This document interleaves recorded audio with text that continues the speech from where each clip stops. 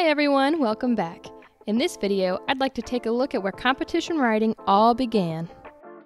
Let's start from the beginning. In the 1860s, Pierre Michaud, a blacksmith from Paris, founded the first company to have constructed bicycles with pedals and called them velocipedes.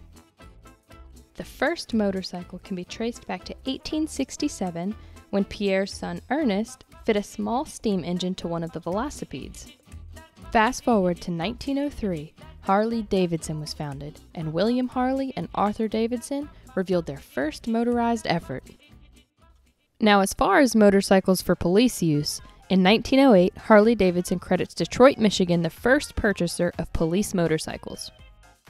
Then, in 1917, the United States enters World War I, and Harley-Davidson shipped 20,000 motorcycles overseas to aid the war effort. Before radio communications were reliable, these motorcycles were effective in dispatching messages. Many of these motorcycles had sidecars, which could be fit with machine gun mounts. In 1918, when the war ended, there were now a surplus of these military motorcycles. By 1920, Harley-Davidson had grown to be the largest motorcycle manufacturer. Speed-related fatalities started climbing as vehicle and motorcycle production began to increase. On top of that, there was a distinct lack of speed enforcement. Since these extra military motorcycles were so agile, responsive, and maneuverable, it was a pretty easy decision to use these for law enforcement. And by the end of the 20s, Harley-Davidson motors were being used by around 3,000 different police agencies. With the growing rate of motorcycle production, along with the lack of traffic and speed enforcement, in 1936, the Northwestern University Center for Public Safety established the Traffic Safety Institute, which then quickly became a leader in traffic crash investigation and safety.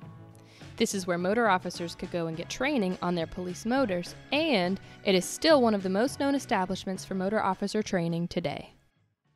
Then, in 1939, World War II began, and again Harley-Davidson shipped motorcycles overseas, but this time around 90,000.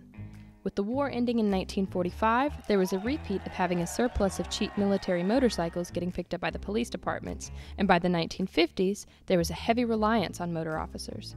We've now got better equipment and better training, but the need for speed just somehow never fades. With the progression of motorcycles and a heavy focus on safety training, in 1979, the first police motorcycle skills rodeo was held in the Washington metropolitan area to build up the skills and working relationships of the motorcycle officers. It wasn't only but 7 or 8 years ago that a man named Toby Phillips pushed for civilians to be included alongside the motormen to compete in these competitions. He and his wife put $1,000 on the line as a winner-takes-all prize, then organized the event, and just hoped people would show up for it. To the surprise of a few doubtful police departments, there was extreme interest by civilians who continued to grow the sport today.